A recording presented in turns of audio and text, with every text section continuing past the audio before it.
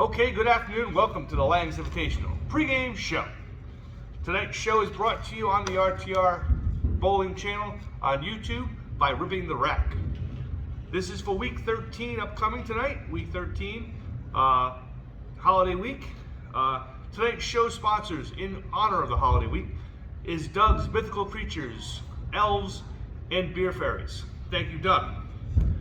Tonight's product showcase is the Storm kinesiology tape. They call it Storm GT tape. This saved me the past week. Had a little bit of a hand issue, got a cortisone shot, put some of this tape on me, and got me through at least a couple of practice sessions this week, and even through league last week. So Storm kinesiology tape is your product showcase. Comes in strips. Take it out of the package, customize it with some scissors, cut it whatever you do to cut it, stretch it onto your hand, and you're good to go. They recommend putting it on there about 30 minutes before you start, so it has a chance to work its magic. But tonight's product showcase, Storm kinesiology tape, is called the Storm GT tape. It does come in a lot of different colors. I prefer the black, but it does come in I don't know, about 8 colors. So please make sure you check out the Storm GT tape. For those of you who have injuries or old or just maybe want to be fashionable. Okay, let's see what we have as well. Results of week 12. Week 12 results. Big scores this week. We had lots of big scoring. So stars of the week this past week. Tim Healy, 823. Had a good start to the year. Had a few weeks where he's kind of let off, but this week back on it, 823. Tim Healy could be a contender for the high average this year, I think. And this week showed it with 823. Brian Strauss, out of a little bit of a slump, had a really bad start to the year, really struggled. He seems like he's got it under control and figured it out. 811 this week, big week for him. And Jerry Gent, my teammate and buddy, 802 this week. He also did not have a very good start to the year. He struggled a little bit this year. It's actually been lower this year than he has been in a while, but he figured it out. And 802 pretty easily, pretty smooth. 802 this week for Jerry. Also, Mike Johnson and Matt Pritchard both shot 300. Matt apparently shot 300 with bowling 2 different balls, 1 in each lane. So I'm not sure, they were down the end. So their pair might have been a little bit funky, but Matt managed to shoot 300 with 2 different balls. Good bowling by him, obviously, very good bowler. Glad to see him back on the lanes. All right, last week's feature match was the Big Dogs versus Hanging Corners, and the Big Dogs gave them a dog pile. Beat them up 4-0, 31-92 to 30-27. Derek Moreau led that effort, 7:45 for Derek. Good bowling, Derek Moreau, and the Big Dogs take the feature match 4-0 on a big night for them. Your standings after last week's bowling: fill in the frames, holding on to first place, 33-15. They have a half a game lead. They went 2-2 last week in a really tough match with Doug's Tavern. They stay ahead of We Them Boys, who are 32.5 and 15, or 32.5 and 15.5, and they went 4-0 last week, so they moved back up and looking to get back into the race. They were up there early, kind of fell back, and now they're back. 32.5 and 15.5 for them. Again, they went 4-0 this week, so on the roll. Chico's Bail Bonds, they went 3-1 this week. They are at 32-16, just a game back of the leaders, a half a game back of second. So that's Race Nose team. They obviously beat us up pretty good a couple weeks ago, and they are bowling pretty well, 32-16. That's enough to get you near the top, so they're 3-1 this week.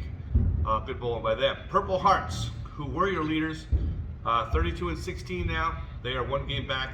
They went 0-4 this week. They had a really rough match. They struggled, and they'll be looking to get back on track this week.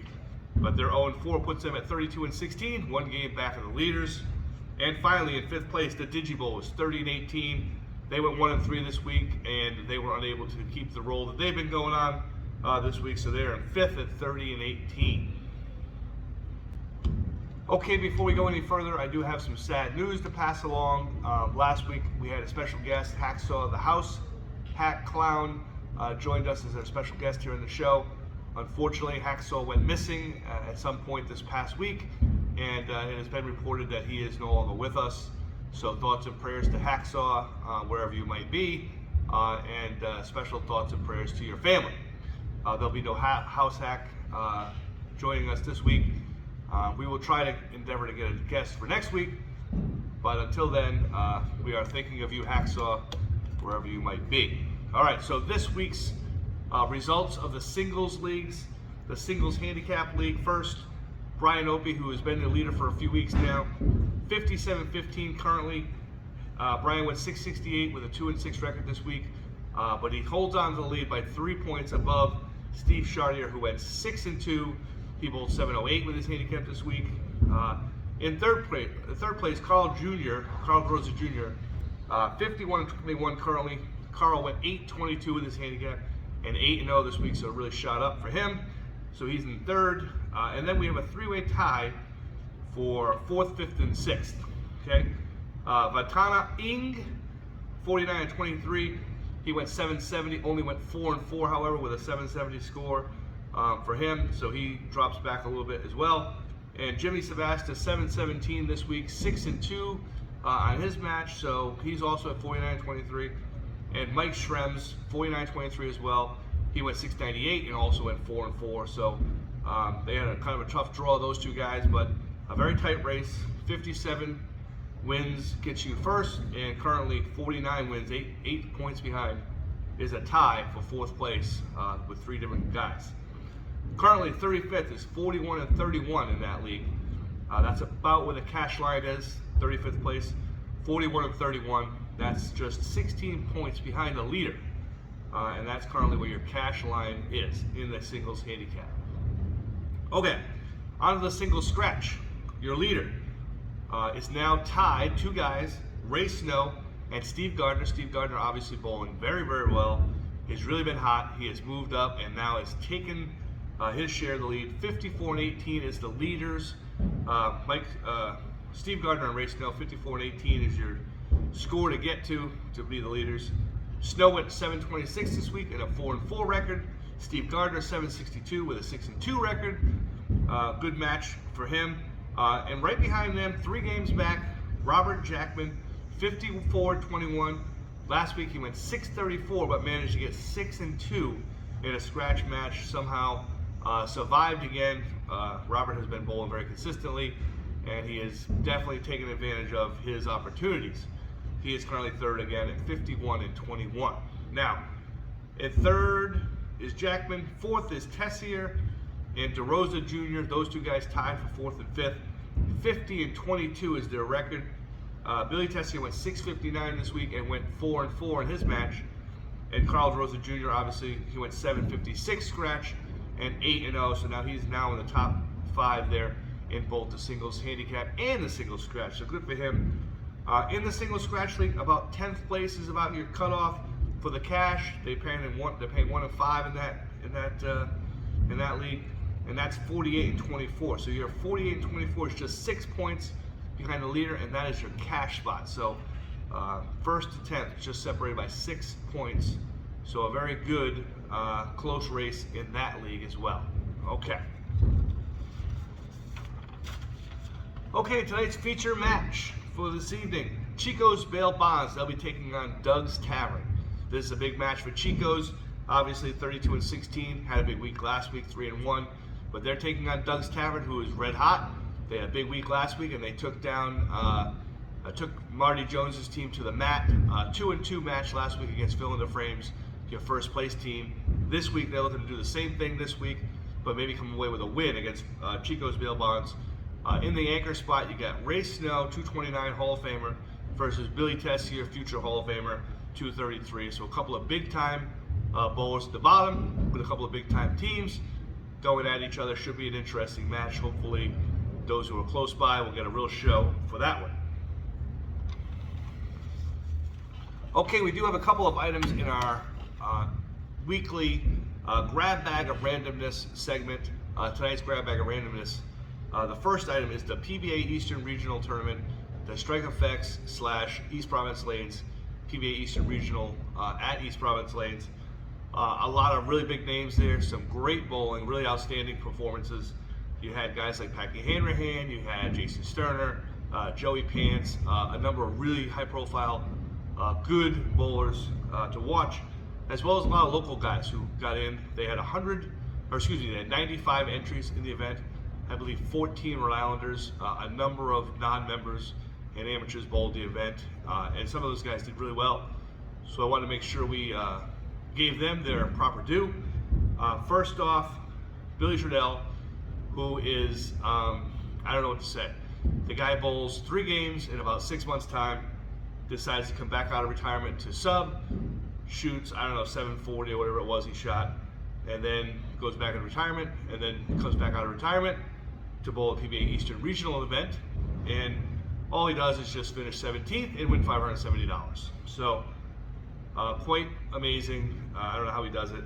The kid just has talent, but he finished 17th, and he just barely missed the cut to the top 16 by less than a few sticks. I think it was like maybe 8 sticks or something, and had kind of a disappointing finish. I think in the 10th frame, a very difficult condition, obviously, but Billy probably should have made it to the top 16, just barely missed. But pretty amazing performance considering his lack of bowling. Also, Nate DeMello, a youth bowler who finished 25th. He cashed for $530. I believe that's $530 in smart money. We're pretty sure that Nate is the first Rhode Island youth to cash in a PBA event. Of course, years ago, youth bowlers were never allowed to bowl in such events, and now they are. And Nate bowled unbelievably well. Finished 25th. Also was not far from the top 16 cut, making it to the next round. What they did was they took 95 bowlers. They bowled 8 games. They cut that to 31, and then those 31 bowlers bowled 4 games, and the top 16 went on to the next round. So on day 2, Nate bowled his 4 games and did not get to the round of 16, but he bowled very well. Obviously 25th out of 95 bowlers, the best in the area.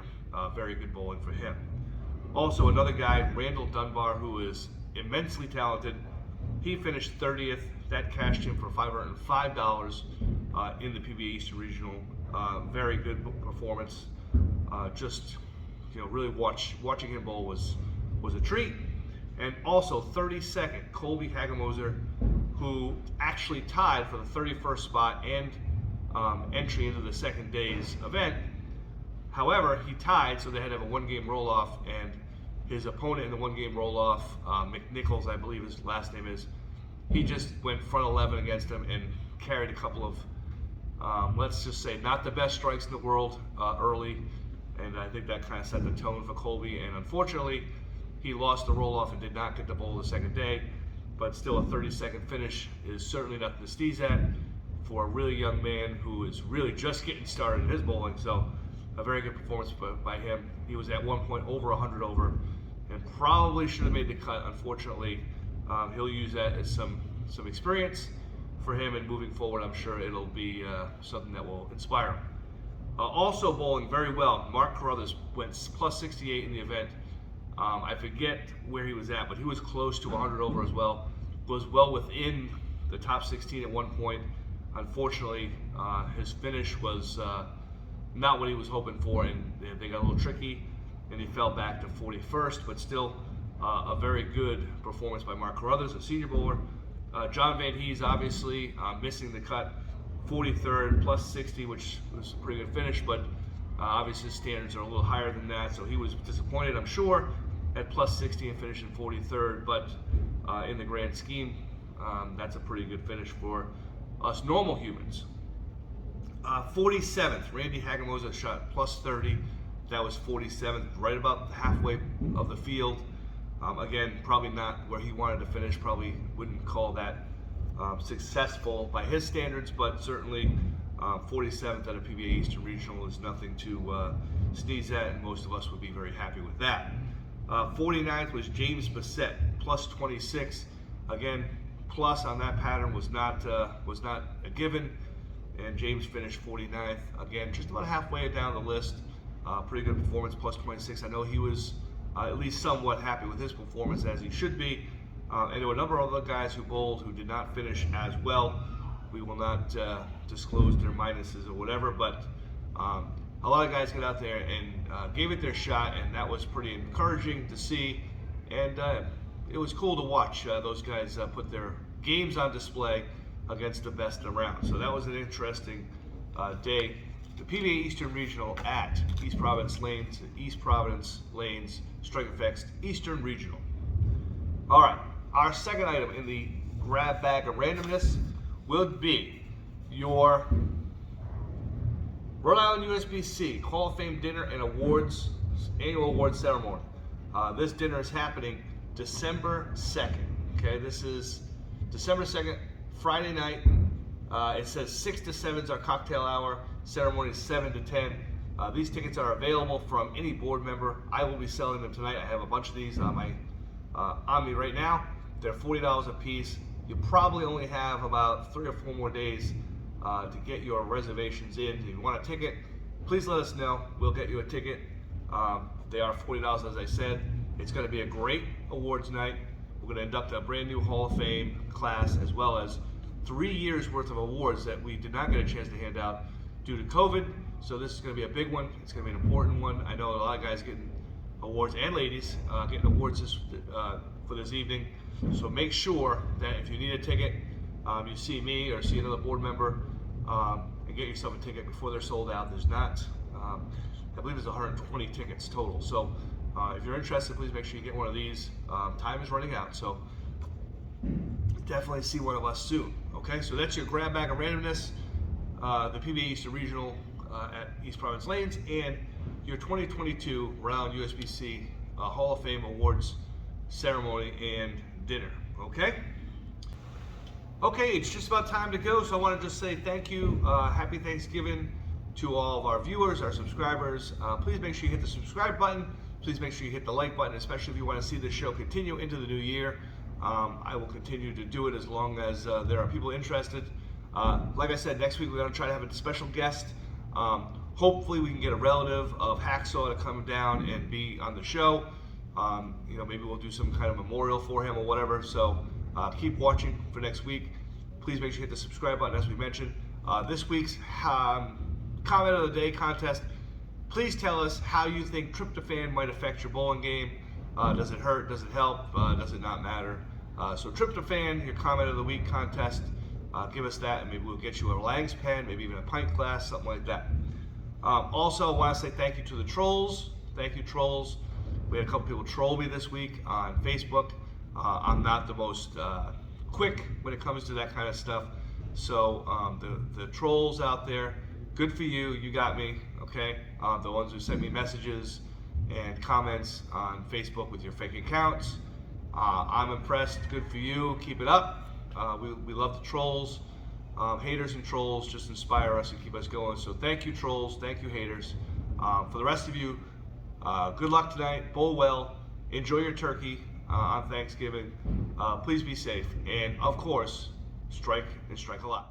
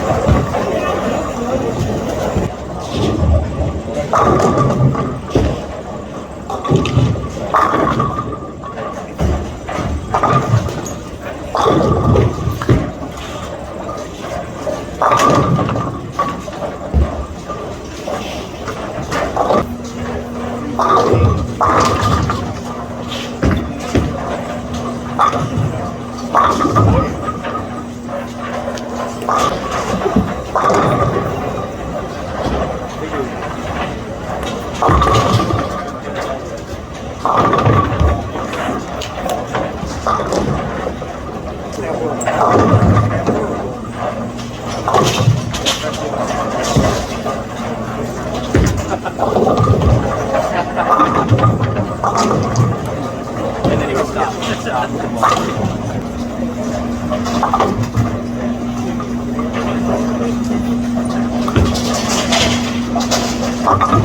Stop.